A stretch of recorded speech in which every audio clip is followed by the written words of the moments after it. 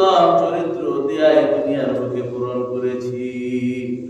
এজন্য আমার ভাইরা, আমার বন্ধুরা, আমার বাবাজিরা, তরবারির ভিতরে, তরবারির মধ্য দিয়ে যত লোক দিন গ্রহণ করেছে তার চাইতে বেশি, অনেক গুণ বেশি লোক ইসলাম গ্রহণ করেছে, দিনে এসেছে আপনার আমার নবী, প্যারা নবী, রাসূল আরবি সাল্লাল্লাহু আলাইহি ওয়াসাল্লামের উত্তম চরিত্র মাধুর্য দেখে বলেন সুবহানাল্লাহ।